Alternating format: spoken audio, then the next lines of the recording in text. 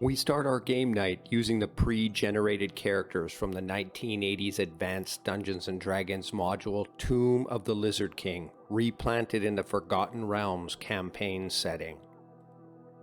The party answers the call of John Brunis, the 5th Count of Eor, in his capital city of Vendare. The party is to investigate the stories of robbery, kidnapping, and murder near the southern farming village of Wacombe, which borders the Great Swamp. The Count has sent a group of 30 fighting men to the village of Wacombe nearly 3 weeks ago, and they have heard nothing since. No message, no rider, not even a rumor of the group's fate has made its way back to the city gates of Vendare. The PCs meet with the Count and a group of merchants that have first-hand reports of the brigand attacks. Both of the party's mages feel a magical presence, as if they are being watched from afar.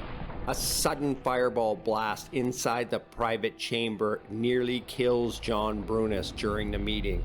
Several others were injured in the blast and one person was killed.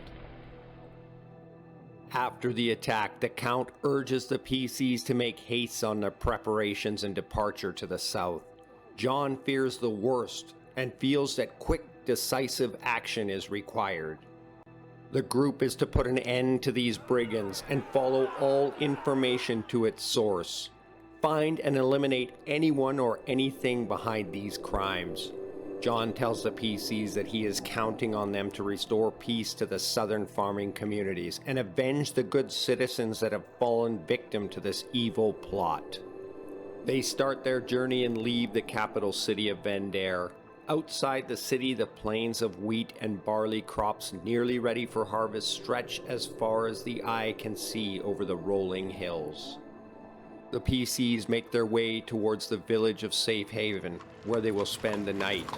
As they travel on the road, they come across several groups of refugees fleeing the devastation, kidnapping, and murders in the Southland. The group also finds several of the Count's soldiers returning from Wacombe.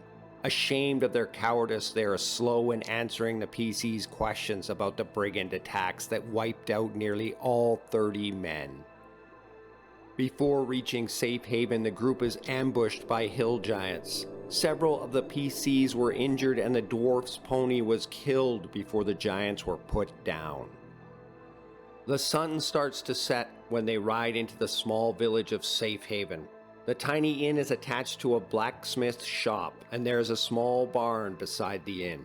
Several plow horses are tied up outside the inn. Come in, travelers. A hearty mead and a bowl of stew for 2 silver pieces," says the innkeeper. "This, of course, includes a fine bed by the fire. Boy, see to their horses." The PCs enjoy a meal and several meads. As it gets later, the innkeeper sets up sleeping pallets and the group sorts out their watches. Around midnight, both mages, Erlo and Maris, awaken to the same feeling of being watched from afar by magical means. A dispel magic is cast and the feeling subsides. Several wolves can be heard howling somewhere close by. Several more howls can be heard, and soon after, one of the horses screams out from the barn. The group exits the inn and battles a large pack of ravenous wolves. Some of them manage to bite through the corner boards of the barn and attack the horses. The PCs kill over half of the pack and the remainder disperse into the night. The halfling's pony lies dead and several other horses are injured.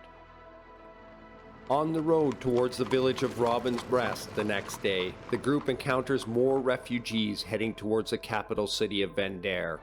The party also thwarts an ambush by a band of ogres assisted by a human mage. Eventually, the PCs ride into the small village of Robin's Breast just before sunset. A smoldering building is being put out by several villagers. They are covered in soot. A few burned bodies can be seen inside the inn's crumbling walls. The PCs learn from the villagers that over 200 years ago, a lizard king emerged from the Great Swamp. Evil reigned in the land until the first Count of Eeyore put down the scaly threat. "We fear the resurgence of this evil," they tell the party. The villagers refuse to speak the name of the Lizard King. During the night, the mages once again sense the magical scrying that they promptly dispel.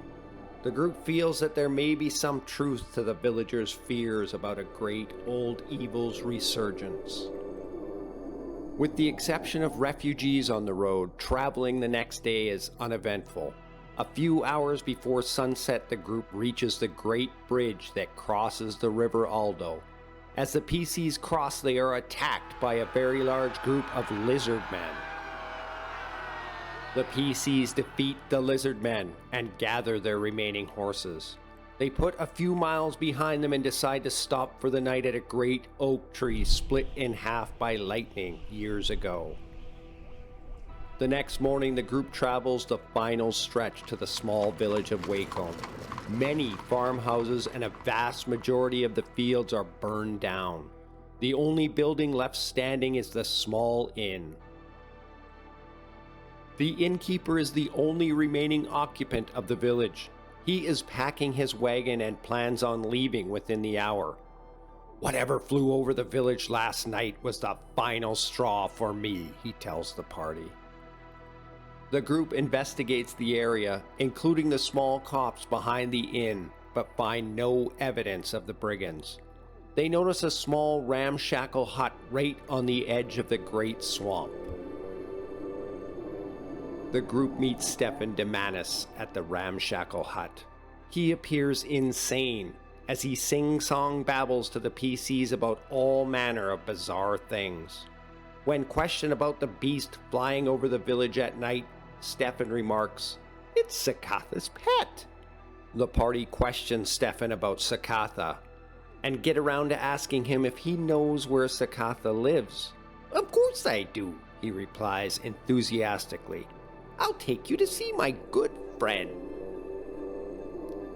The party boards Stephan's raft, leaving their remaining horses behind as Stephan pulls into the swamp. Many mounds of cypress trees and ferns dot the waterways, and soon, under the dense canopy of vegetation, almost all sunlight is blocked. Every manner of bird and insect can be heard, along with the rhythmic tolling sound and Stephan's bizarre comments. Several hours later, with no warning, the front of the raft lifts out of the swamp and two large trolls attempt to knock the PCs off into the muddy water. "Oh, trolls! I don't like trolls!" Stephan cries out. Until next time, thank you for watching.